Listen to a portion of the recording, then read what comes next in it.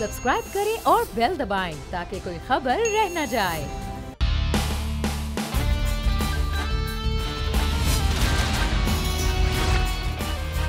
अस्सलाम वालेकुम नाज़रीन, प्रोग्राम द स्पेशल रिपोर्ट के साथ मैं हूं मोहम्मद कामरान। प्रोग्राम के पहले हिस्से में हम कुछ बलोचिस्तान की सूरत हाल के हवाले से बात करेंगे, जहां पर कप्तान तो तब्दील हो चुका है लेकिन हालात जो हैं वो बदस्तूर वैसे के वैसे ही हैं, बल्कि अगर बदतर कहा जाए तो गलत ना होगा। इस वक्त बलोचिस्तान का खजाना खाली है और जितने भी तरक्याती काम थे उन सब को रोक दिया गया है। अगर नए वजीर आला बलोचिस्तान की बात की जाए तो अब्दुल कुद्दूस बजिंजो साहब इस वक्त इस्लामाबाद में ही मौजूद हैं और विफाक की जानिब नजरें जमाए हुए हैं कि इन हालात से उनको निकाला जाए। आज वजीर आजम पाकिस्तान इमरान खान से भी उनकी मुलाकात होनी है और यही चीजें वो वजीर आजम पाकिस्तान से डिस्कस करने जा रहे हैं। अब यहां पर सवाल यह पैदा होता है कि इस वक्त बलोचिस्तान की जो सूरत हाल है, क्या उससे बलोचिस्तान निकल पाएगा, और जो इस वक्त बलोचिस्तान की आवाम को मसाइल दरपेश हैं उनका हल क्या है। और काबीना की बात की जाए तो वो भी अभी तक अनाउंस नहीं हो पाई है। इस हवाले से भी आज के प्रोग्राम में के पहले हिस्से में बात करेंगे। हमारे साथ मौजूद हैं एनालिस्ट हैं, बलोचिस्तान के जो मामलात हैं उस पर गहरी नजर रखते हैं, शाहिद रिंद साहब। बहुत शुक्रिया शाहिद साहब आपके वक्त का। और आजम उल्फत बोल न्यूज के नुमाइंदे भी हमारे साथ कोयटा से मौजूद हैं। आजम, सबसे पहले आपकी जानिब आना चाहूंगा, मामलात कहां पर खराब हुए हैं? क्या इससे पहले जो साबिक वजीर आला थे जाम कमाल साहब, उनके दौर में भी मामलात जो फाइनेंशियली यहीं पर मौजूद थे, या फिर नए वजीर आला के आने के बाद ये मामलात यहां तक पहुंचे हैं कि तरक्याती कामों को रोक दिया गया है क्योंकि फंड्स नहीं है? शुक्रिया, बहुत मेहरबानी। इस तरह है कि 25-31 अक्टूबर को महकमा खजाना हुकूमत बलूचिस्तान और महकमा PND की जानिब से दो अलग अलग लेटर जारी हुए जिनमें बताया गया है कि हुकूमत बलूचिस्तान का खजाना बिल्कुल खाली है इस वक्त, सिवाय मुलाजमीन के तनख्वाहों के तरक्याती काम के लिए कुछ भी पैसे नहीं है।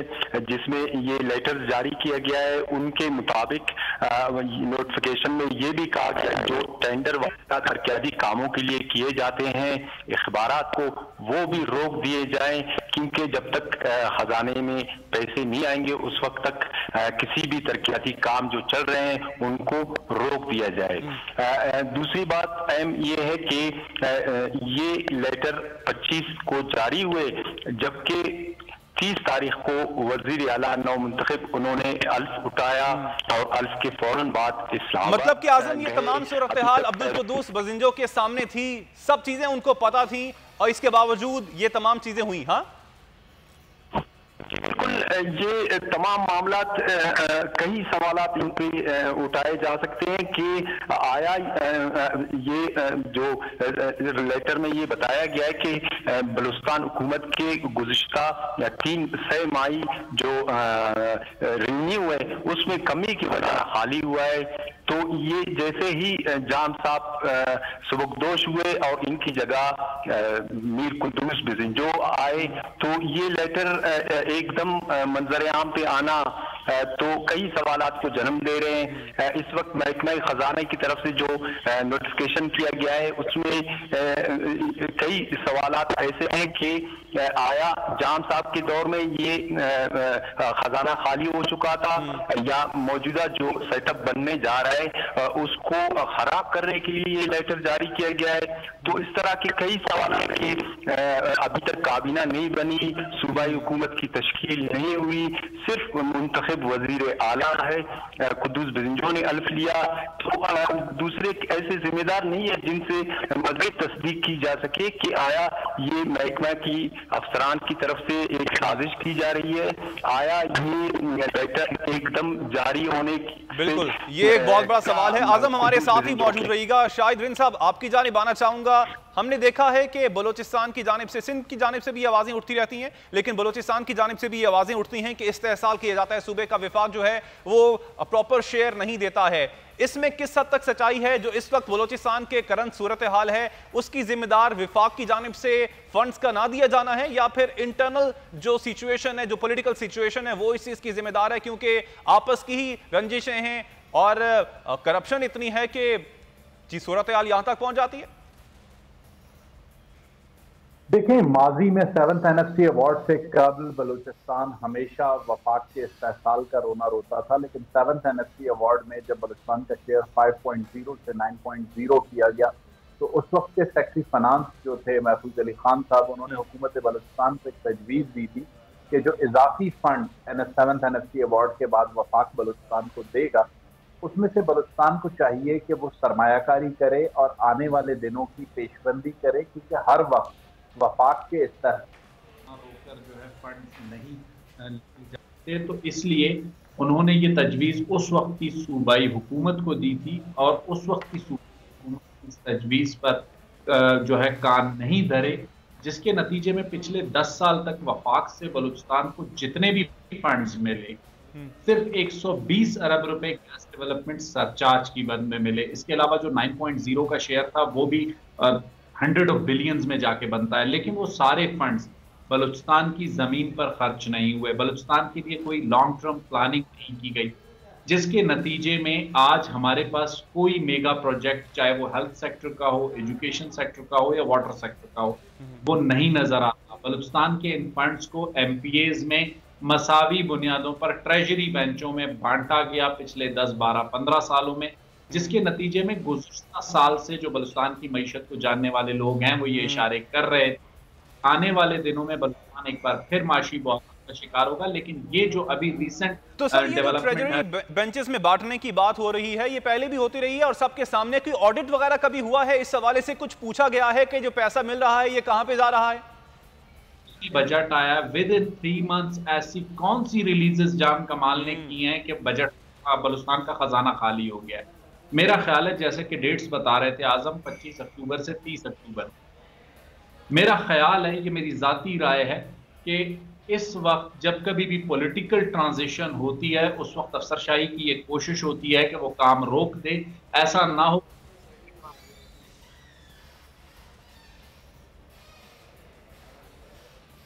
ठीक, शाहिद साहब आपकी आवाज सही तरह से नहीं पहुंच पा रही है, आपसे एक बार फिर से राब्ता करने की कोशिश करेंगे। आजम, अभी वजीर आजम पाकिस्तान इमरान खान से भी वजीर आला बलोचिस्तान, जो नए वजीर आला नए कप्तान हैं बलोचिस्तान के, अब्दुल कुद्दूस बजिंजो, उनकी आज मुलाकात अब से कुछ देर बाद होनी है। एक्सपेक्टेड क्या है? बलोचिस्तान हुकूमत एक्सपेक्ट क्या कर रही है? कितना रिलीफ मिले विफाक से तो मामला जो हैं वो समझ जाएंगे?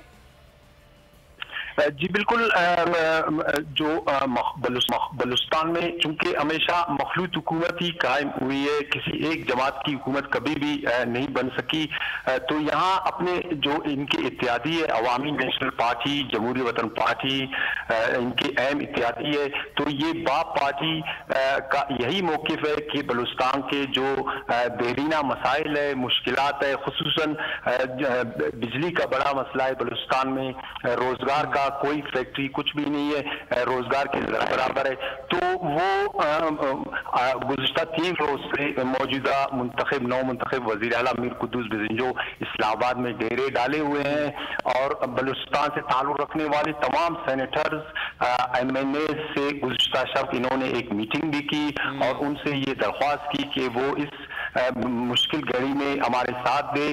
तो आज इम्कान है कि वज़ीर आज़म से मुलाकात होगी और वज़ीर आज़म इन बलूचिस्तान के लिए एक रिलीफ का भी ऐलान करेंगे। हमारे साथ ही मौजूद रहिएगा शाहिद साहब। अब आज मुलाकात भी है वज़ीर आज़म पाकिस्तान इमरान खान से वज़ीर आला बलूचिस्तान अब्दुल कुद्दूस बजिंजो साहब की। रिलीफ एक्सपेक्ट करते हैं, कितना रिलीफ होना चाहिए? और दूसरा, अगर रिलीफ इस बार मिल जाता है, इससे पहले जो कुछ होता रहा, ट्रेजरी बेंचेस आपस में ये पैसे बांटते रहे, इस बार आप समझते हैं कि नहीं होगा या फिर पुरानी फिल्म है नई पैकिंग के साथ?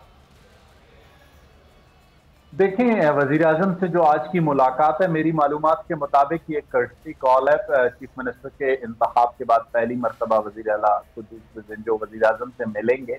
और रह गई जहाँ तक रिलीफ पैकेज की बात, तो साउथ बलूचिस्तान का जो पैकेज है, इसके अलावा जो दीगर चीजें हैं वफाक की जानिब से जो अनाउंस की गई हैं, मेरा ख्याल है इस वक्त क्योंकि बजट हो चुका है, PSDP अप्रूव्ड है, तो किसी बड़ी रिलीफ पैकेज का मिस्टर कुद्दूस बजिंजो के आ जाने से वज़ीर आज़म ऐलान करें, मुझे ऐसा नहीं लगता। रह गई बात नई पैकिंग और पुरानी फिल्म की, तो माजरत के साथ कुद्दूस बजिंजो से कभी भी 6 महीने चीफ मिनिस्टर रह चुके हैं, तो तो उन 6 महीनों को अगर हम देखते हैं और मौजूदा जो टीम है उससे सिर्फ जाम कमाल को हटाया गया, बाकी तो पूरी टीम वही है। तो देखना हो आने वाले दिनों में ये परफॉर्म कैसा करते हैं और इनके पास क्या विजन मिशन है। आने वाले चंद दिनों में ये सारी चीजें खुल के सामने आ जाएंगी कि कितना डिफरेंस होगी ये टीम जाम कमाल। अच्छा, अब सर नई काबीना के हवाले से भी आपसे पूछना चाहूंगा, आपके पास क्या खबरें हैं? नई काबीना में कौन कौन शामिल होने जा रहा है? पुराने लोगों की आपने बात की, पुराने लोग भी क्या इस नई काबीना का हिस्सा बनने जा रहे हैं? और अगर पैसे नहीं होंगे तो इनको फायदा क्या होगा जाम कमाल को हटाने का? देखिए, नई काबीना की तश्कील में इस वक्त तक मेरा ख्याल है कोई इत्तफाक राय पैदा नहीं हो सका। वज़ीर आला अपने इंतखाब के बाद इस्लामाबाद चले गए और इस्लामाबाद में उनकी जो वज़ीर आज़म से मुलाकात है वो भी एक इत्तेहादी जमात है पाकिस्तान तहरीक इंसाफ, उनके साथ शेयरिंग फार्मूला पे बात होगी। लेकिन हमारे बताते हैं कि वही लोग काबीना में अहम वजारतों पर हो सकते हैं जो सादिक संजरानी जो या इस अदम एतमाद की भूख के दौरान जो है इंतहाई उनका अहम रोल था।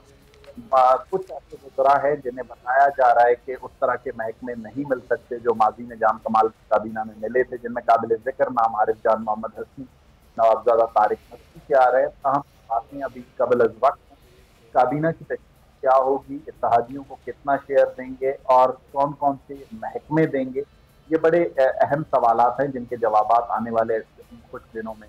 और इन सब आप आने वाले दिनों में आप बलूचिस्तान की सूरत हाल में बेहतरी होते हुए देखते हैं? इससे पहले भी हमने देखा है कि बहुत बार ऐसे हुआ है, आपने खुद बात की मुस्लिम लीग के दौर में भी जो अब्दुल कुद्दूस साहब हैं वो भी वजारत आला की कुर्सी पर रहे, 6 महीने तक रहे। लेकिन अब कुछ मुख्तलिफ आप देखते हैं क्योंकि अब उनके पास थोड़ा ज़्यादा अरसा होगा और बलूचिस्तान में क्योंकि अगर आगे वो अपना मुस्तकबिल देखते हैं तो उनको कुछ ना कुछ तो करना पड़ेगा।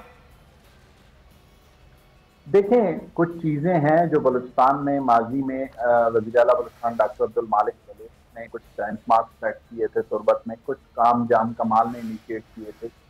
काबिल जिक्र कैंसर हॉस्पिटल के काम का आगाज़ है। उसके अलावा कार्डिक हॉस्पिटल है जो पाकिस्तान आर्मी के ताउन से क्वेटा में तामीर किया जा रहा है। ये कुछ ऐसे बड़े प्रोजेक्ट हैं जिन्हें मेरा ख्याल है मुकम्मल होना चाहिए। और दूसरी बात, जो 6 महीने की पिछली कुद्दूस बिज़ंजो की परफॉर्मेंस है उसको देखते हुए और उनके साथ जो टीम है उसकी माजी की पिछली 10-15 साल की परफॉर्मेंस को देखते हुए ना तो मैं किसी खुशफहमी का शिकार हूं ना गलत। ठीक, बहुत शुक्रिया शाहिद रिन साहब, आपने वक्त दिया। विजन को आजम उल्फत आपने अपडेट किया, आपका भी शुक्रिया। प्रोग्राम के सिलसिले को आगे बढ़ाते हैं। कुछ जो गैर कानूनी इमारात हैं उसके हवाले से बात करेंगे, खास तौर पे जिस तरह के एक्शंस लिए जा रहे हैं सुप्रीम कोर्ट और सिंध हाई कोर्ट की जानिब से, उस पर बात करेंगे। हमने देखा कि गैर कानूनी तामीरात के खिलाफ अदलिया जो है वो मुतहर्रिक दिखाई देती है। इससे पहले नस्ला टावर को गिराने का हुक्म दिया गया, अब लाइन में मक्का टावर और तिजोरी हाइट्स भी हैं। नस्ला टावर की ही बात की जाए तो 5 कंपनियों ने नस्ला टावर को गिराने के लिए जो है उसमें ख्वाहिश का इजहार किया था, पेशकश की थी, जिनमें से 4 लोकल कंपनियां हैं जो कि रिवायती तरीके से नस्ला टावर गिराने के हवाले से इंटरेस्टेड हैं, जबकि एक गैर मुल्की कंपनी है जो कि जदीद तरीके से धमाका खेज मवाद के जरिए बिल्डिंग को गिराने में इंटरेस्टेड है। कल प्रेजेंटेशन मांगी गई है इंतजामिया की जानिब से, लेकिन सवाल यहां पर यह उठता है कि जिस तरह से अदलिया मुतहर्रिक है, इसके असरात गैर कानूनी जो तामीरात हैं उन पर किस तरह के हो रहे हैं? क्या ये जो अदलिया की जानिब से इकदामात उठाए जा रहे हैं, क्या ये असरअंदाज हो रहे हैं कि मजीद गैर कानूनी तामीरात नहीं होंगी और जो इस वक्त मौजूद हैं क्या वो भी मुकम्मल तौर पर गिराई जाएंगी? जितनी भी कराची में गैर कानूनी तामीरात मौजूद हैं, इस हवाले से हम प्रोग्राम के इस सेगमेंट में बात करेंगे। मेरे साथ अमजद कायम खानी बोल न्यूज़ के रिपोर्टर हैं और साथ साथ हमें ज्वाइन किया है बशीर सिद्दीकी साहब ने, सीनियर डायरेक्टर एंटी इंक्रोचमेंट हैं KMC के। बहुत शुक्रिया बशीर साहब आपकी वक्त का। आज अमजद आपसे गुफ्तगू का आगाज करना चाहूंगा। अमजद, इस वक्त कराची के अंदर आपके पास क्या डेटा है, क्या स्टेटिस्टिक्स हैं, कितनी इस वक्त गैर कानूनी तामीरात मौजूद हैं, और उस हवाले से एक नोटिफिकेशन भी जारी हुआ था, उस हवाले से भी हमारे नाजरीन को बताइएगा। देखिए, कामरान कराची डेवलपमेंट अथॉरिटी है केडीए ने सुप्रीम कोर्ट के अहकामात के बाद एक सर्वे कराया है जिसमें अब तक जो है वो 1600 से ज्यादा ऐसे रफाई प्लॉट्स की निशानदेही की गई है जिन पर जो है कमर्शियल सरगर्मियां की जा रही हैं, शादी हॉल बना लिए गए हैं या दीगर जो तजारती सरगर्मियां उन प्लॉट्स पर की जा रही है। गुज़श्ता दिनों 2 रोज कबल जो है केडीए ने, डायरेक्टर लैंड है केडीए के शम्स सिद्दीकी, उन्होंने एक अखबारात में इश्तिहार शाया करवाया है जिसमें तमाम जो प्लॉट्स हैं इस तरह के जिन पर कमर्शियल सरगर्मियां कर लिया गया है या दीगर शादी हॉल वगैरह तामीर कर लिए गए हैं, उन्हें नोटिस जारी किया है उस अखबार के इश्तिहार के जरिए और उन्हें कहा गया है कि 15 रोज में अपने डॉक्यूमेंट्स लेकर जो है वो केडीए से राब्ता करें ताकि उन कागजात की छानबीन हो सके और मौके की भी छानबीन की जा सके कि आया ये जो रफाई प्लॉट्स दिए गए थे उन पर रफाई सरगर्मियां की जा रही हैं या कमर्शियल सरगर्मियां हैं। इसी तरह जिन प्लॉट्स पर कब्जे कर लिए गए हैं उनकी अलॉटमेंट भी कैंसिल कर दी गई है। ये बड़ी खबर यह है कि उसको उन प्लॉट्स की तमाम की अलॉटमेंट कैंसिल करने के बाद उनको अब तलब किया गया है कि उनसे ये जवाब तलब किया जाएगा कि क्यों ना मंसूख की गई है, इसको हमेशा के लिए जो है सरकार अपनी तहवील में ले ले, वरना आप साबित करें कि ये जो रफाई प्लॉट या जो दीगर प्लॉट आपको जिस मद में दिया गया था इस पर आपने जो सरगर्मी की है वो दुरुस्त और जायज है। केएमसी की भी इसी तरह बात कर लें तो डायरेक्टर एंटी इंक्रोचमेंट है बशीर साहब, 18 से लेकर 2018 से अब तक जो है हजारों इन्होंने तामीरात जो है मिसमार की हैं, जिसमें आपकी इम्प्रेस मार्केट से लेके और दीगर जो दुकानें और मकान है इसी तरह काफी जो अदालत का जो हुक्म था उस पर अमल दरामद किया गया है। लेकिन ठीक है, हमारे साथ ही अमजद मौजूद रहिएगा। नस्ला टावर, तिजोरी हाइट्स और मक्का टावर के हवाले से भी आपसे कुछ पूछूंगा, लेकिन मैं चाहूंगा कि बशीर सिद्दीकी साहब को भी शामिल गुफ्तगू किया जाए। बशीर साहब, जैसे कि अमजद अभी बता रहे थे कि आपने भी बहुत सी जो नाजायज तामीरात थी उनको गिराया था, लेकिन सवाल यहाँ पर यह उठता है कि जब ये बन रही होती हैं, इतनी बड़ी बड़ी इमारतें बन जाती हैं और उसके बाद गिराने का हुक्म दिया जाता है, तो ये उस वक्त एक्टिव क्यों नहीं होती हमारी इंतजामिया जब ये बन रही होती है, तामीरात हो रही होती हैं? देखिए, सबसे पहले तो मैं आपको बताऊं कि ये तामीरात हैं ये आज और कल की नहीं है। ये जो तामीरात है ये आज से 40 साल 45 साल पुरानी तामीरात हैं और उस वक्त कराची पूरा कब्जा माफिया के कब्जे में था, इसीलिए ये 19 में जो है चीफ जस्टिस साहब ने खूबसूरत ऑर्डर किया है जो कि ऑर्डर माजी हाल मुस्तकबिल तीनों का मतलब इसकी जो है वो तीनों के लिए काफी है। माजी के अंदर जो गलतियां हुई हैं उसको सही करने के लिए हाल में जो सर, वैसे तिजोरी हाइट्स, नस्ला टावर और मक्का टावर ये तो अभी के हाल के हैं, बल्कि अभी भी कुछ तो ऐसे जो कि अभी तामीर हो रही हैं। मैं वही आपको बता रहा हूँ, कुछ जो है वो कराची मेट्रोपॉल कॉर्पोरेशन का और 19 सिविक एजेंसियां इस कराची में काम कर रही हैं। हर सिविक एजेंसी अपने अपने लैंड कंट्रोल पे काम कर रही है।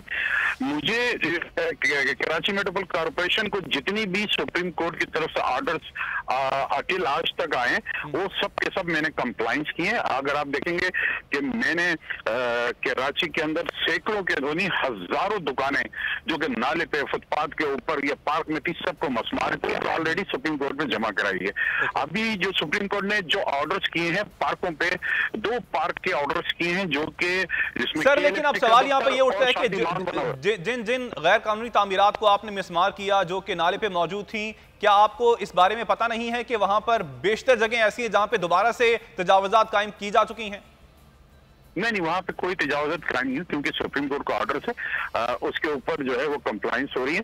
और अगर आप मोबाइल किस्म की तजावुज़ात की बात कर रहे हैं तो मोबाइल किस्म की तजावुज़ात किसी वक्त भी कहीं तरफ जा सकती है, वो रेडी बता रहे हैं। उसके अलावा जितनी भी हार्ड किस्म की इंक्रोचमेंट थी वो कराची मेट्रोपॉल कॉर्पोरेशन के लैंड कंट्रोल पे वो सब रिमूव हुई है। और अभी रिसेंटली मैं आपके चैनल के इस प्रोग्राम के तवज्जो से बताने जा रहा हूँ कि कल हम 16,000 गज का एक पार्क है सोसाइटी में और एक दूसरा पार्क है जो कि कब्जे में है, उसको हम नोटिस देने जा रहे हैं सुप्रीम कोर्ट, जो मेरे लैंड कंट्रोल पे नहीं आता। ये कोऑपरेटिव हाउसिंग सोसाइटी का है, लेकिन सर ये किधर वाक़या है? कोर्ट ने हमें ऑर्डर किया है। सर ये एग्जैक्टली किस जगह पे वाक़या है? ये PCS सोसाइटी के अंदर, यानी कि इसमें वहां पर जो है हम इंशाल्लाह ताला कल हमारे नोटिस होंगे 3 दिन, और 3 दिन के बाद हम उन सबको मसमार कर देंगे, जिसमें सऊदी लॉ में के इलेक्ट्रिक का दफ्तर है और दीगर तामीरात। ठीक हो गया। अच्छा सर, अब एक और चीज आपसे पूछना चाहूंगा, आपकी नजर में जिम्मेदारी किस पर आयद होती है जब ये तजावुजात बन रही होती हैं? क्योंकि कल मैं सुन रहा था साबिक चेयरमैन आबाद के हसन बख्शी साहब, उनका तो कहना था कि जिन्होंने नक्शा पास किया है वो जिम्मेदार हैं इन गैर कानूनी तामीरात के। आपकी नजर में इन तामीरात की जो कि गैर कानूनी हैं, उनकी जिम्मेदारी किस पे आयद होती है? मैं आपको बताऊं जी, उनकी जो जिम्मेदारी है उन दोनों फरीक पर आयद होती है, जो बनता है और जो उसकी परमिशन दे रहा है।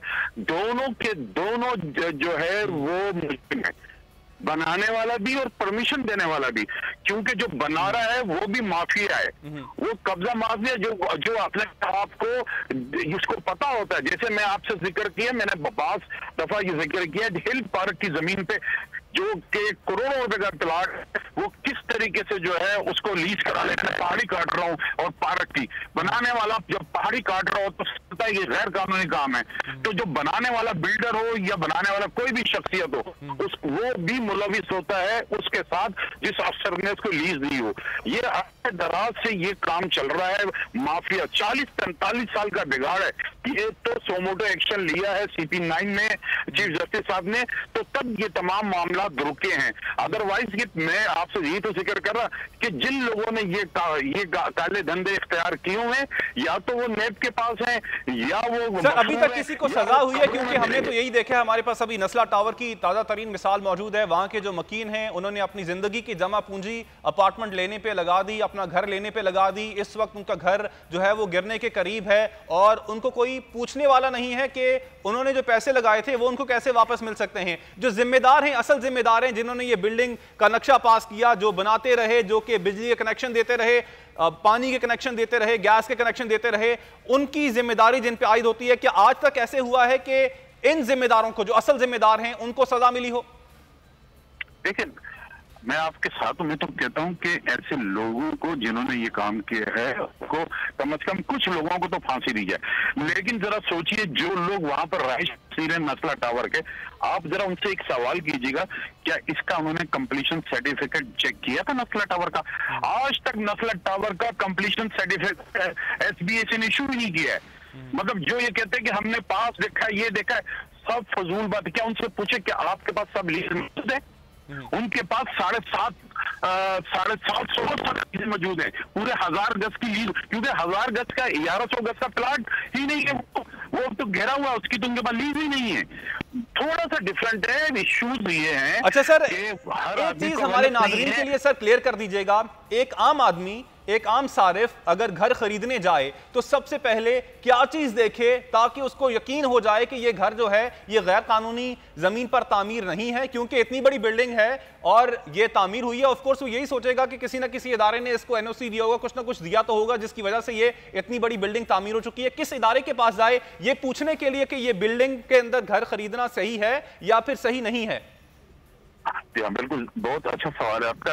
हमारे जो इस कराची शहर के अंदर जो रुझान है आम पब्लिक की में ये अवेयरनेस ही नहीं है। वो सबसे पहले तो जाते हैं कोई भी जस्ट लाइक जो जिन्होंने ये ब्रोकर टाइप के लोग होते हैं उनके पास जाते हैं, उन्हीं के पास मैप होता है, वही इसको मैप दिखाते हैं, उन्हीं के जरिए वो खरीदते हैं, ये मैप देखते हैं और उसके पास जो परमिशन होती है वो देखते हैं। जिस इदारे मैं देता हूँ अगर वो KDA का लैंड कंट्रोल है तो KDA के लैंड कंट्रोल जाए तो KDA ऑफिस जाके पहले पता करें ये पानी की तो नहीं है या किसी एम्यूनिटी प्लॉट की तो नहीं है। सबसे पहले उस इदारे का KMC की है तो KMC के इदारे के पास आए, ना कि किसी ब्रोकर के पास, ना कि किसी बिल्डर के पास जाके मैप देखें। बिल्डर के पास जो मैप होगा उसका अपना बनाया होगा। जो ठीक सर, बस टाइम कम है, मैं सिर्फ एक सवाल आपसे लास्ट करना चाहूंगा। अब जो सुप्रीम कोर्ट की जानिब से, सिंध हाई कोर्ट की जानिब से जिस तरह की एक्शन लिए जा रहे हैं, आप समझते हैं कि आगे गैर कानूनी इमारतें कराची में नहीं बनेंगी? देखिए, कोर्ट अपना काम कर रही है, अब इदारों को अपना काम करना है और हर इदारे एक्टिव होना है। अगर वो किस कराची शहर में रहते हैं और कराची शहर से वाबस्ता है तो इसको अपना ऑन करना पड़ेगा। हमें इस कराची शहर को ऑन करना पड़ेगा, इस कराची को खूबसूरत बनाने के ऑर्डर हैं। ये आखिरी मौका है। मैं ये समझता हूँ अगर हमारे पास आप इख्तियारात जो है मुकम्मल तौर पे आ चुके हैं, तमाम इदारों के पास सुप्रीम कोर्ट के ऑर्डर आ चुके हैं। अब हमें काम करके दिखाना है। अगर हम काम करके नहीं दिखाएंगे तो ये हमारा कसूर है। उसकी वजह वजूहत है। इससे पहले जितने भी कराची को ओनरशिप की जरूरत है, इससे हर कोई पैसा जरूर कमाना चाहता है, लेकिन ओनरशिप इसको कोई भी देना नहीं चाहता है। बशीर सिद्दीकी साहब, आपने वक्त दिया, बोल टेलीविजन शुक्रिया। अमजद कायम खानी, आपने अपडेट किया इस हवाले से, आपका भी शुक्रिया। नाजरीन, ब्रेक का मुझे कहा जा रहा है, ब्रेक से जब वापस आएंगे तो महंगाई के हवाले से बात करेंगे। गरीब आदमी की कमर टूट चुकी है, अशियाए ख़ौर-ओ-नोश हैं, वो उसकी पहुंच से दूर होती जा रही हैं, इस हवाले से बात करेंगे। आप हमारे साथ रहिएगा।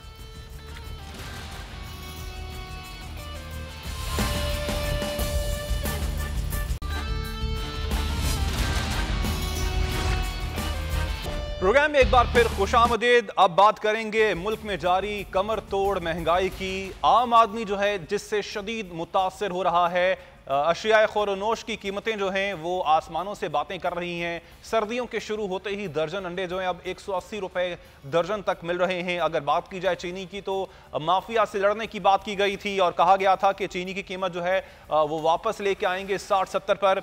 ऐसा तो ना हुआ। अब इतलात हैं कि सिर्फ मुल्क भर में 10 रोज़ की चीनी का स्टॉक रह गया है और इस वक्त कराची में चीनी जो है 122 से 124 रुपए तक मिल रही है। मुल्क भर की बात की जाए तो 120 से 130 के दरमियान फी किलो चीनी दस्तयाब है। आटे की बात की जाए तो इस वक्त चक्की का जो आटा है वो 80 से 85 रुपए मिल रहा है और सफ़ेद आटा जो है वो तकरीबन 76 रुपए फी किलो में दस्तयाब है। खुला दूध जो है वो 150 का मिल रहा है। दही जो है वो 180 रुपए फी किलो में मिल रहा है और इसी तरह कुछ कीमतें गोश्त की और दीगर अशिया की हैं। ऐसा क्यों है, इस पर बात करेंगे। हमारे साथ मौजूद इकोनॉमिक एक्सपर्ट हैं शाहिद हसन सिद्दीकी। बहुत शुक्रिया शाहिद साहब, आपके वक्त का असर। एक्सपेक्ट कर रहे थे आप कि महंगाई जो है वो इतनी हो जाएगी? क्योंकि हर साल महंगाई में इजाफा होता ही है, इकोनॉमिक्स यही कहती है, लेकिन जिस लिहाज से इजाफा हो रहा है, जिस तरह इजाफा हो रहा है, ये एक्सपेक्टेड था? नहीं, कतई नहीं था। इसलिए मैं आपसे बता दूं कि जो पिछली हुकूमत थी उसके जो आखिरी 3 साल थे, 16, 17 और 18 माली साल, उसमें औसत शरह नमूद, औसत अफराती ज़र जो था वो 4.1% था। इस हुकूमत के दौर में 9% हो गया है, जबकि हमारी जो मईशत की शरह नमू जो है वो सुस्त हुई है। तो बुनियादी तौर पर इसकी जो वजूहात हैं, जब तक वो आइडेंटिफाई नहीं होंगी हम समझ नहीं सकेंगे कि मसला क्या है। सर, मसला वैसे कहां पे दरपेश है? इस हुकूमत की पॉलिसीज के साथ मसला है, कोरोना की? क्योंकि ये हुकूमत अक्सर बात करती है कोरोना आ गया, फिर कुछ मुल्की हालात ऐसे थे। पिछली हुकूमतों में भी इल्जाम धरती है कि कर्जे ले लिए गए, गलत प्रोजेक्ट शुरू कर दिए गए, जिसकी वजह से हमें जो है इस तरह की सूरत हाल का सामना है। मैं इससे कतई मुत्तफिक नहीं हूँ। जनवरी 2021 इनको आए हुए तो बड़ा अरसा हो गया था, उस वक्त अफरात ज़र था 5.7%। तो अब अगर ये बढ़ गया है तो उसका पिछली हुकूमत से क्या ताल्लुक है? खुदा के गज़ब से डरें, हकीकत को तस्लीम कर लें। अगर मई से अब तक, कुछ दिन पहले तक जो है वो 22 रुपये एक डॉलर पे गिर गया तो उसका पिछली हुकूमत से क्या ताल्लुक है, जो कि अप्रैल 18 तक थी। मई 2021 से जो है अब तक, कुछ दिन पहले तक जो था वो 22 रुपये गिरा है एक डॉलर के ऊपर। इस हुकूमत के 3 साल में पाकिस्तान में जो रुपए की कदर गिरी थी वो 41% थी, जबकि इसी 3 साल में बांग्लादेश में थी 3 से 4% और भारत में थी 9 से 10%। एशियन डेवलपमेंट बैंक ये कहता है कि इस वक्त, इस साल खित्ते में सबसे ज़्यादा महंगाई पाकिस्तान में है। तो ये हक़ाइक़ की मौजूदगी में मैं तो पूरी जिम्मेदारी से समझता हूँ कि कुछ पुरअसरार पॉलिसियाँ, जिनको मैं कहता हूँ कि जब इनको कटहरे में खड़ा किया जाएगा स्टेट बैंक के गवर्नर को और हुकूमत को, तो ये पता चलेगा कि ऐसी पॉलिसियाँ कुछ बनाई गई जिनका दिफा मुमकिन नहीं है, जिसकी वजह से महंगाई बेतहाशा बढ़ी। और दूसरी सर, उन पॉलिसीज में वैसे क्या क्या शामिल है? कौन कौन सी ऐसी पॉलिसीज हैं जो कि हुकूमत की जानिब से बनाई गई जिसकी वजह से ये सूरत हाल का हमें सामना है? नहीं, पॉलिसी तो बहुत सी, मैं जिन पुरअसरार पॉलिसियां कह रहा हूँ जिनका दिफा मुमकिन नहीं है।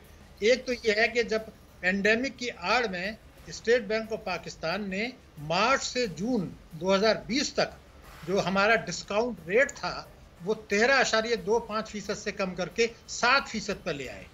हमारे गवर्नर साहब जो इम्पोर्टेड हैं वो स्टेट बैंक के, वो ये कहते हैं दुनिया में सबसे ज़्यादा कमी हमने की है। तो क्या वो ये समझते हैं कि खुदा न खास्ता जो है सबसे ज्यादा नुकसान कोविड-19 का पाकिस्तान में हुआ था, अल्हम्दुलिल्लाह नहीं हुआ था। तो फिर आपने ये बेतहाशा कमी करके सस्ते कर्जे बैंकों से फराहम करा के लोगों को एक तरफ ज़ख़ीरा अंदोज़ी कराई, मुनाफाखोरी कराई, गाड़ियों की इंपोर्ट जो हो रही थी वो उन्होंने गाड़ियाँ खरीदी और गैर ज़रूरी इंपोर्ट्स की। तो जब तिजारती खसारा बढ़ रहा था इंपोर्ट्स होने से, दिसंबर 2020 में हम लोग शोर कर रहे थे कि भाई तिजारती खसारा आपका कहाँ जा रहा है, थोड़ा सा कंट्रोल करें। स्टेट बैंक ने अक्टूबर 2021 में कंट्रोल किया। तो पूछा जा सकता है कि 10 महीने तक हुकूमत क्या कर रही थी, मेरी वफाक क्या कर रहा था और स्टेट बैंक क्या कर रहा था।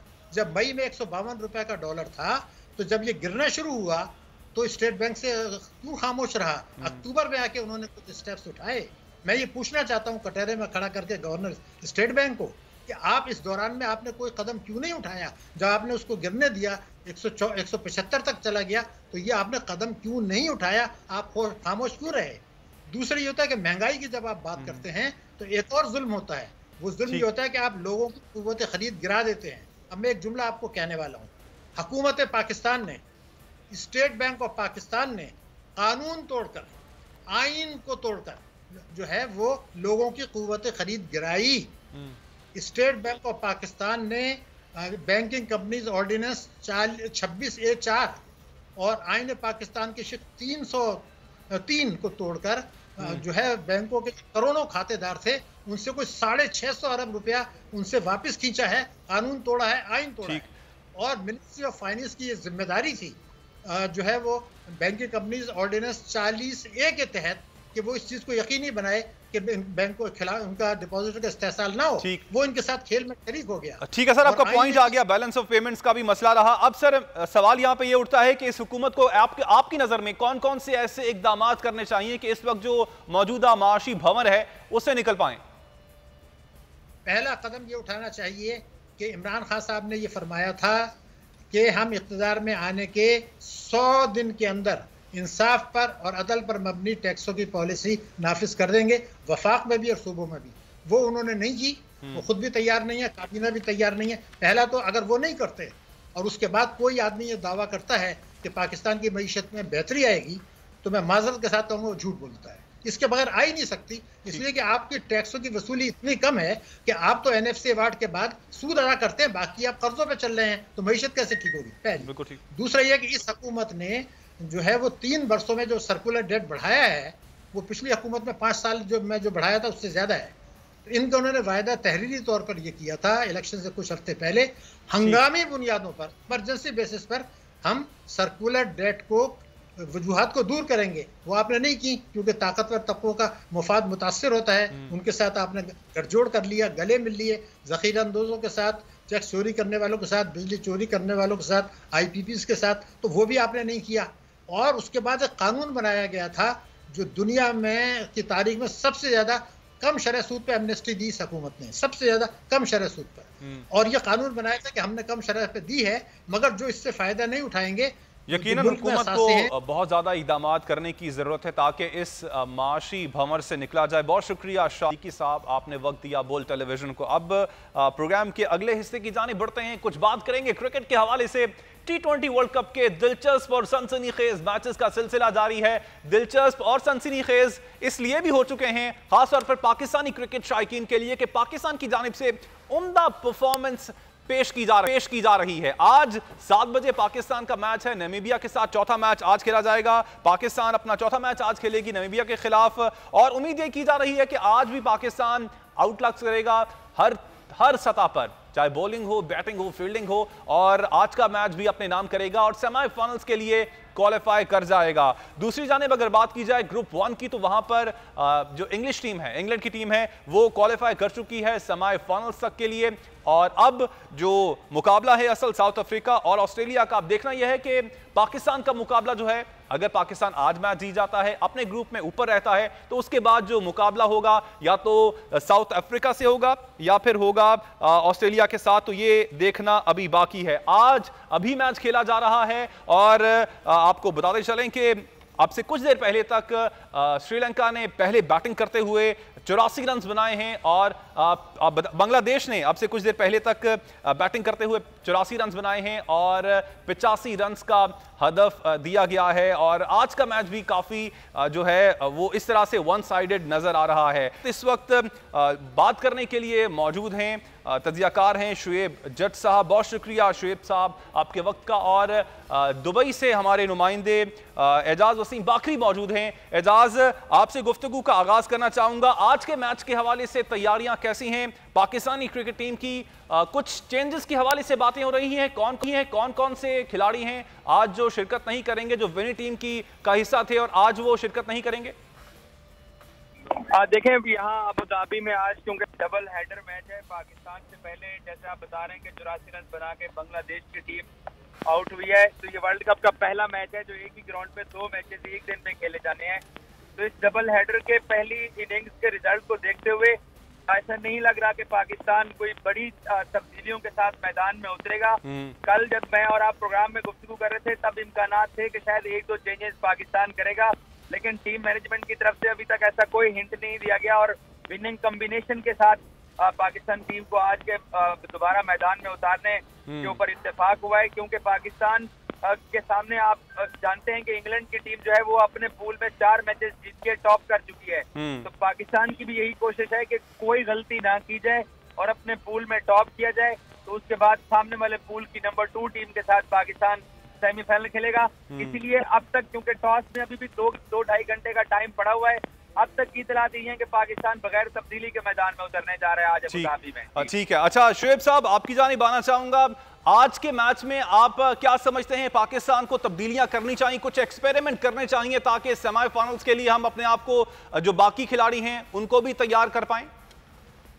देखिए मामला ये है कि पाकिस्तान की स्ट्रेटजी इस वक्त तक जो लग रही है वो सेफ खेलना चाहता है, क्योंकि ऑल्दो पाकिस्तान ऑलमोस्ट सेमीफाइनल में पहुंच चुका है लेकिन अभी तक ये ऑफिशियल नहीं हुआ। तो वो शायद इस सोच के साथ मैदान में उतरेंगे, फुल स्ट्रेंथ के साथ जाएंगे और इसी फुल स्ट्रेंथ के साथ उनके जहन में होगा कि हमने सेमीफाइनल खेलना है। तो बेंच स्ट्रेंथ उस टाइम आजमाई जाती है जब आगे अभी मैचेस पड़े हो। तो आगे एक और मैच है वो वीकर साइड है, तो मुझे ऐसा लगता है कि वो फुल स्ट्रेंथ के साथ इसलिए जा रहे हैं कि ताकि जिन लड़कों को रिदम नहीं भी मिला उनको रिदम मिल जाए और जो परफॉर्म करते हुए आ रहे हैं उनका मोमेंटम ना टूटे।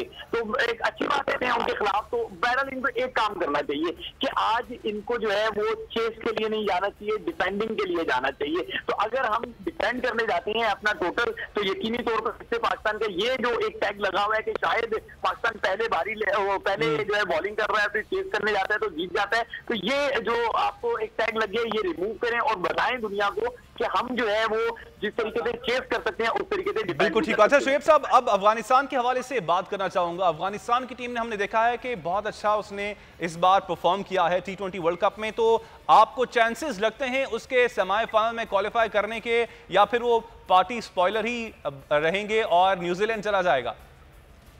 मुझे ऐसा लगता है कि न्यूजीलैंड जो है वो बस कहते हैं ना knocking the door, they are knocking the door, क्योंकि उनको आगे जो मैचेस खेलने हैं वो वीकर साइड से मैचेस खेलने हैं। तो ये कोई जो है ना बहुत ही बिगेस्ट अपसेट होगा कि अगर वो स्कॉटलैंड और नमीबिया जैसी टीमों से मैच हार जाएं। अदरवाइज मुझे नहीं लगता कि किसी किस्म की कोई हर्डल है। बहुत सारे लोग जो है वो ये बातें कर रहे हैं कि इंडिया भी अभी तक गेम में इन है। आई थिंक कि जब इंडिया पाकिस्तान से हारने के बाद और न्यूजीलैंड के हारने के बाद उनकी कहानी खत्म हो चुकी है। अब वो रस्मी तौर पर अपने मैचेस पूरे करेंगे। तो फिलहाल अफगानिस्तान भी मुझे कम से कम इस दौर में नजर नहीं आ रही है। और इंडिया के भी कोई चांसेस आपको नजर नहीं आ रहे? इससे पहले वो हमें मौका करते रहे हैं, तो उनका बिल्कुल भी कोई मौका नहीं है सेमीफाइनल में जाने का? जी उनका सिर्फ एक ही मौका है इस वक्त और वो मौका है मुंबई एयरपोर्ट जाने का। मुझे तो मतलब नजर नहीं आता कि वो फाइनल 4 में किसी भी तौर पर पहुंच सके, क्योंकि आप देखिए ना अब उनको जो मैचेस खेलने हैं वो अपनी जगह ठीक है, फिर उनको जीतने के साथ साथ दूसरों की हार भी है कि जो 2 टीमें आपस में टकराएं वो भी हार जाएं। एक बड़ी खिचड़ी दी है और ऐसी खिचड़ियां शादो नारी नहीं होती हैं। वो कहते हैं ना once in a blue moon वाला मामला होता है और वो 92 में पाकिस्तान के साथ हो गया था कि बारिश ने फेवर कर दी और पाकिस्तान आगे आ गया। इस टूर्नामेंट में मुझे नहीं लगता कि अफगानिस्तान और भारत का कोई क्योंकि आने वाले मैचेस हैं वो वीकर साइड के साथ है। तो पाकिस्तान इंशाल्लाह आज का मैच जीते थ्रू कर जाएगा और उसके बाद न्यूजीलैंड। और आगे ग्रुप 1 में आपसे पाकिस्तान का आपको क्या लगता है कि इंग्लैंड के साथ तो अगर पाकिस्तान आज का मैच जीत जाता है तो मुकाबला नहीं होगा, क्योंकि इंग्लैंड जो है पहले से ही ग्रुप 1 में टॉप पोजीशन पर मौजूद है। सेमीफाइनल ग्रुप 1 में पाकिस्तान का किसके साथ पड़ने के ज्यादा चांसेस हैं? देखिए, जनूबी अफ्रीका की पोजीशन अब आज जो बांग्लादेश के खिलाफ मैच चल रहा है उसके बाद उनकी पोजीशन मुस्तहकम होती जा रही है। आप बिल्कुल सही कह रहे हैं कि हम अपने ग्रुप के चैंपियन हैं, तो वहां का जो ग्रुप का सेकंड टीम होगी उनसे आपने जाके टकराना है। तो फिलहाल ऐसा लग रहा है कि वेस्ट इंडीज या जनूबी अफ्रीका दोनों में से किसी एक टीम में, और अब जनूबी अफ्रीका आज की जीत के बाद उनका जो है ना रन रेट भी बेहतर हो जाएगा। उन्होंने गालिबन 84 पे जो है ना बांग्लादेश को आउट किया है। तो सेमीफाइनल मुझे ये देखने में लग रहा है कि एक वीकर साइड से आपको मिल जाएगा। वीकर इसलिए कह रहा हूँ कि उनकी टीम इतने अच्छी रिदम में नहीं है जितनी इंग्लैंड में, मैं उस ग्रुप की बात कर रहा हूँ। अलबत्ता इंग्लैंड हो या कोई भी हमारे सामने आए, हमारे लड़कों का इंडिया बना हुआ है। आप फील्डिंग देखें, बॉलिंग देखें, बैटिंग देखें, हर जगह लड़के परफॉर्म कर रहे हैं। बस सिर्फ एक सीरियस कंसर्न है और वो यही कंसर्न है कि आप अभी तक जो है वो चेस पे गए हैं, डिपेंड करने नहीं गए। तो इंशाल्लाह आज और कल जो 7 तारीख का मैच है, इन दो में आप डिपेंड करेंगे तो आपको ये भी एक कॉन्फिडेंस हो जाएगा। तो मुझे लगता है कि पाकिस्तान के बहुत ज्यादा चांसेस है इस मरतबा वर्ल्ड चैंपियन बनने के। इंशाल्लाह। अच्छा एजाज, आपकी जानिब आना चाहूंगा, पिच कैसी है? आज का अबू धाबी का मैदान है, वहां पर ड्यू फैक्टर रहता है। टॉस जीतकर आपकी नजर में पाकिस्तान को क्या ऑप्ट करना चाहिए? देखिए, टॉस एक तो पाकिस्तानी कप्तान के बस में नहीं है टॉस जीतना। अगर बाबर टॉस जीते तो जैसे शुएब बात कर रहे थे कि हमें अपनी स्ट्रेंथ को आजमाने के लिए पाकिस्तान को पहले बैटिंग पे जाना चाहिए, क्योंकि पाकिस्तान ने जो 3 मैचेस जीते हैं वो टारगेट चेज करके पाकिस्तान जीता है।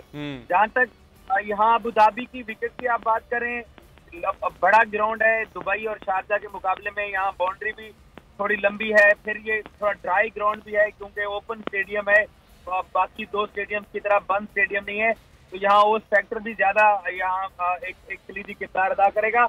लेकिन मैं एक आपको बताऊं, जो कल प्रैक्टिस हमने पाकिस्तान टीम की देखी है उसमें पाकिस्तान अपने स्पिनर्स के साथ और अपने फास्ट बॉलर के साथ टीम इंतजामिया बड़ी मेहनत और कोशिश करती हुई दिखाई दी है।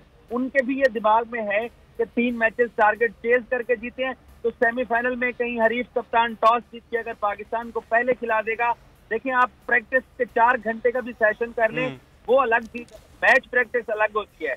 तो आज पाकिस्तान के पास अगर ये अपॉर्चुनिटी मिलती है कि बाबर टॉस जीता है तो मुझे यही लगता है और ख्याल भी यही किया जा रहा है कि पाकिस्तान पहले बैटिंग करेगा। एक्सपेरिमेंट करने की अब जरूरत है। उम्मीद, दुआ और ख्वाहिश भी यही है कि पाकिस्तान आज का मैच भी अपने नाम करे और अपनी जो विनिंग स्ट्रीक है इसको जारी रखे। शुएब जट साहब, आपने इस हवाले से अपना तज्जिया पेश किया, आपका शुक्रिया। एजाज वसीम बाकरी, आपने हमें किया दुबई से, आपका भी शुक्रिया।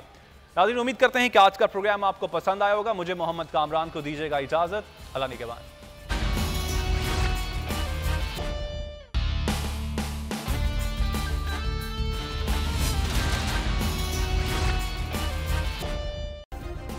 सब्सक्राइब करें और बेल दबाएं ताकि कोई खबर रह न जाए।